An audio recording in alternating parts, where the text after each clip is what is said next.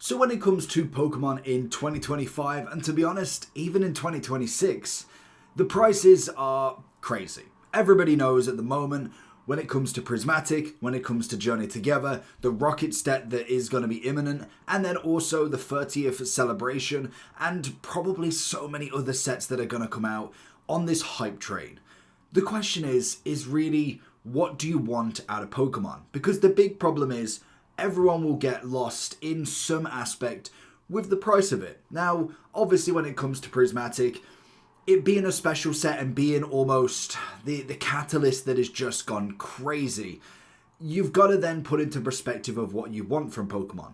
The big thing is, you need a goal. Because without one, you are aimlessly running through a minefield of high prices, potential drop at some point. More than likely, these prices eventually will go. If you've listened to many of the, I'd say experts, people that have been in the field for many, many years, YouTubers, people who just run card shops, even if you just go to your local card shop that's been in business for 10, 20 years, they can tell you they've seen up and downs. Now, yes, this might be the most inflated it's ever been, if ever, to be honest, but it also might not be. I don't know the full history of the TCG in every aspect of prices. I know vintage prices are absolutely insane because of the fact it's been, nearly 20, 30 years. It's incredible that they're still around and boxes are still being opened. But they are 20 years old. Prismatic is coming in at an alarming rate of price. And that is not even, not even 2 months old yet? It's absolutely absurd. Now, when I come back to the fact that you need a goal, because you can't do everything. And I am perfect to that example. I have been in many holes where I'm thinking, you know what, I want to invest in a couple of boxes. Not necessarily cases. I'm not quite there with the money on that one. But in terms of buying a box here, buying a box there. But then I want my overall goal of collecting one of every card. And then you think, well, I could invest in cards as well. I could maybe go for some PSA slabs. I could make a whole card shop out of it. There's so many different avenues you can go from, and to be honest, when you hear a lot of PokeRev, you hear PokeVault, you hear Cool Trainer Ryan talk about their own collection, yes, they are more sealed collections, and I can imagine they probably have a fair few binders of themselves, but they don't necessarily open for themselves. You see them every single day opening packs, opening boxes, the new products. Now, obviously that is a business model for them. It's not necessarily a pure enjoyment just for themselves, it's for everybody. And more than likely, what they do with them cards, like people have done before when they assess quite literally how much money is being opened per video or per stream. Sometimes they're paid for, sometimes they're a mystery box, whether the mystery box is fully legit in the sense of it's not them procuring the products and doing it themselves, or it is genuinely a mystery box. And obviously then they go through the value of them, plus then what they've necessarily pulled, because we know full well if you've got yourselves a vintage pack, 9 times out of 10, you're not going to make the money back off it. So then you've got to estimate, well, he sells PokeRev packs, they potentially sell other stuff online, they're constantly flipping through stocks, I can imagine. They might pick up one vintage box or maybe 5 of them, then keep one for their mystery packs and sell the other 3 for a higher price. There's so much more towards the business side of it. It's not necessarily just collecting the cards anymore, and that's their goal. Their whole goal is their business model for it.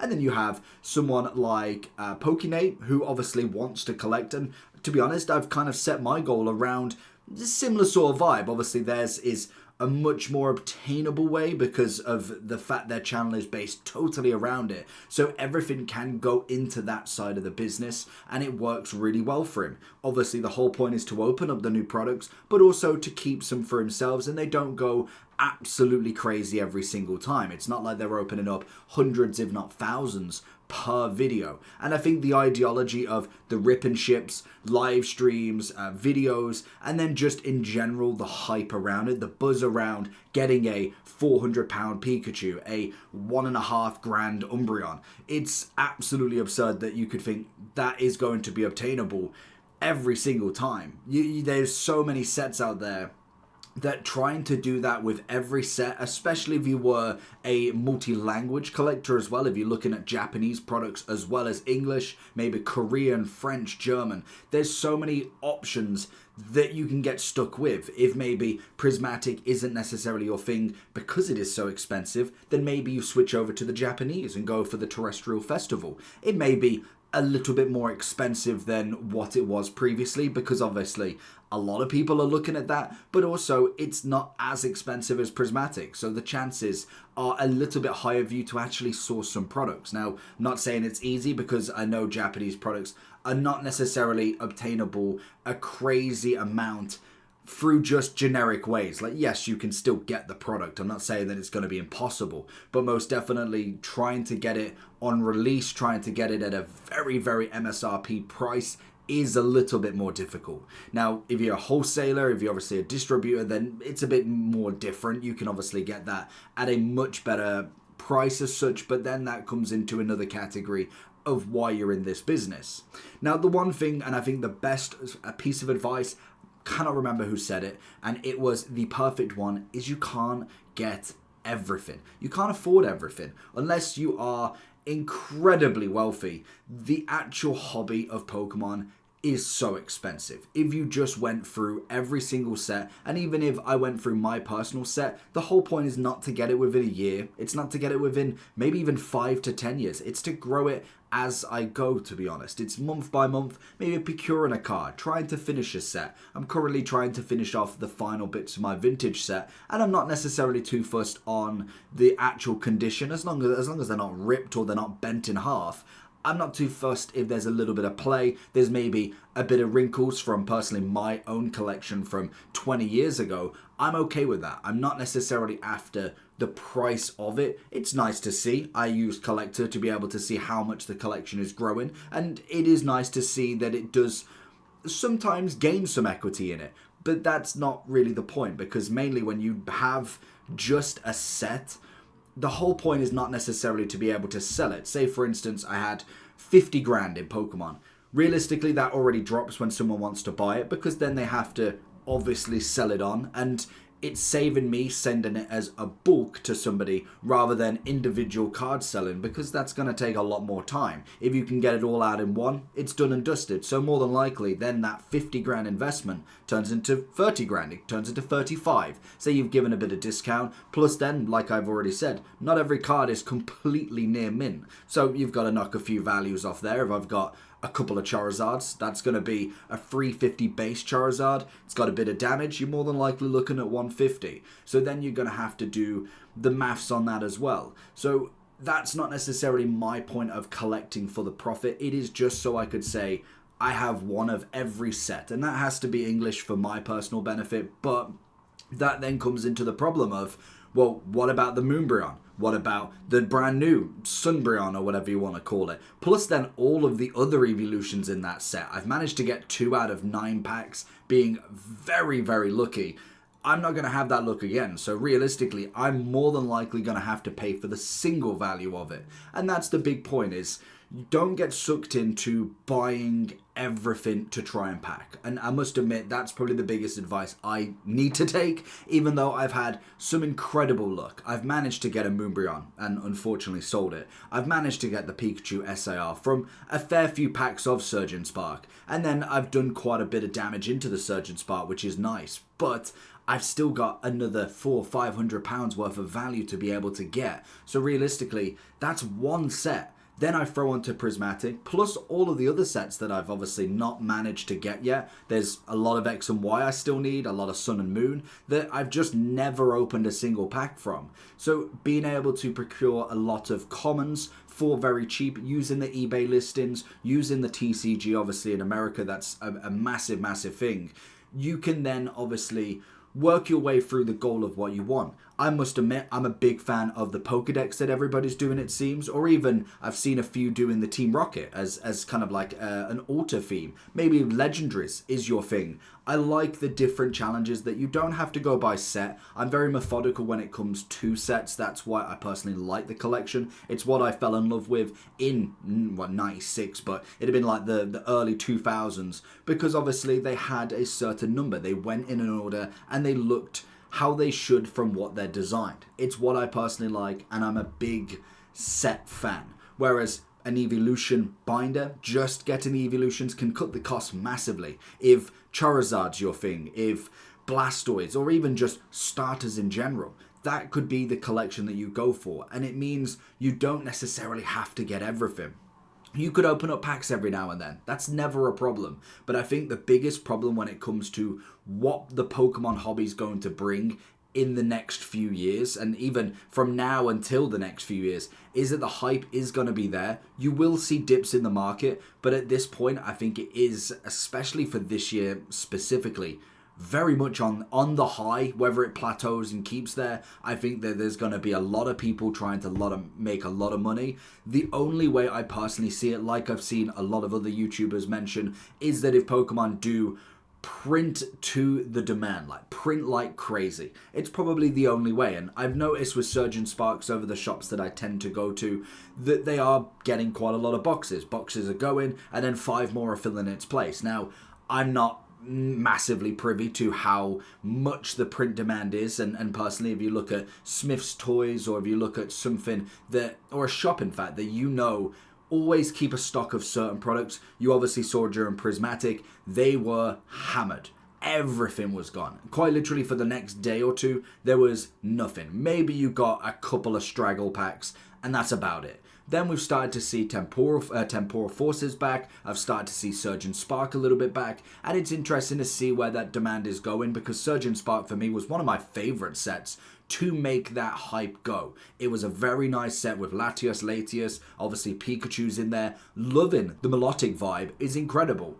But that is obviously the catalyst that kind of started with the Prismatic then, and Journey Together. As much as I do like the sentiment, Gym Heroes was one of my personal favorites from back in the day. Vintage to Gym Heroes to Neo, they were my sets. They were what I really enjoyed. After that, I really kind of stopped in that sort of aspect. But in terms of them, they were incredible. I feel like the Journey Together is riding on that hype, and some of it is really nice, but it's definitely not the same. It's nice and it's great, but I don't keep up massively with the anime. So in terms of the trainers, they're not my original. They're not Misty, they're not Brock, they're not Blaine, they're not Sabrina. They are very much the new generation. So in terms of the nostalgic vibe, they're not as much. They most definitely could come at an overhype and then maybe corrects once it's out.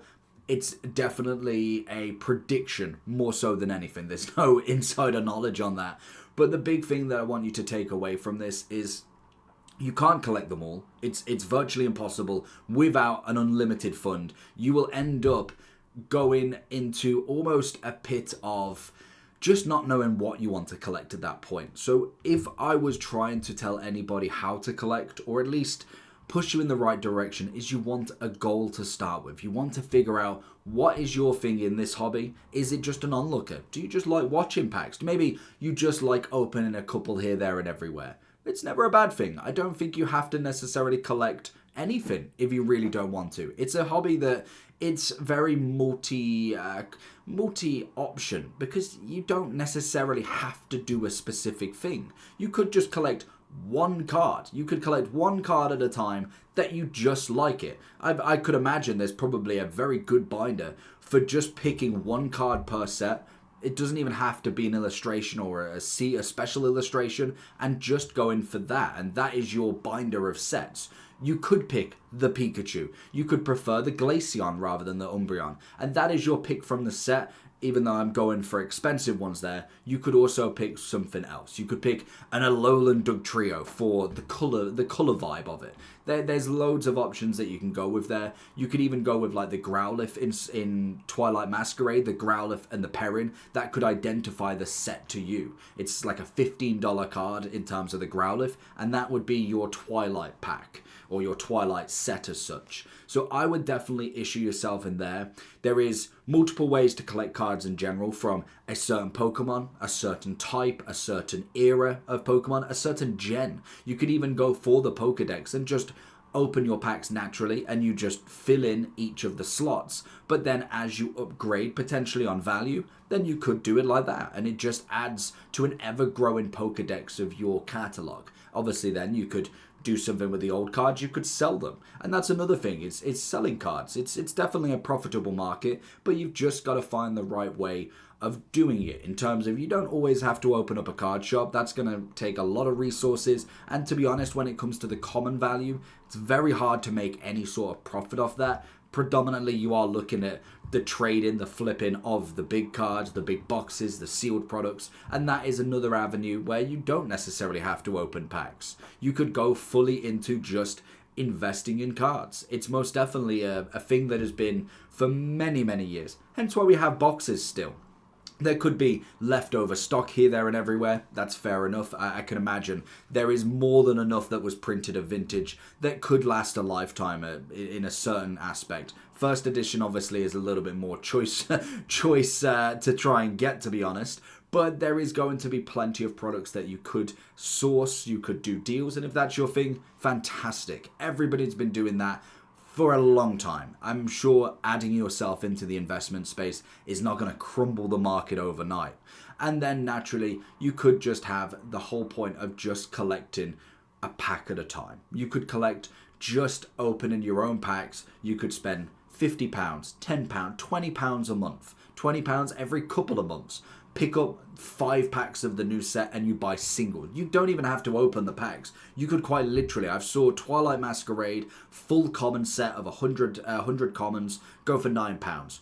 That saves you X amount of packs. Granted, you don't get the feeling of packing something, but if that's not your thing, you don't even have to do that. So there is multiple ways to do this, and I just wanted to get that out there in case it does reach anybody that is struggling with the hobby. You're not alone, and I can imagine even the biggest of creators have had that same doubt where they don't know which avenue to go down. They don't know which part of Pokemon they want to associate themselves with, and sometimes in the darkness of it, you could possibly find that light and think, that is what I want to do. So leave any comments down below if you want. Make sure you do like and subscribe for more content, and I'll catch you all for the next one. Peace.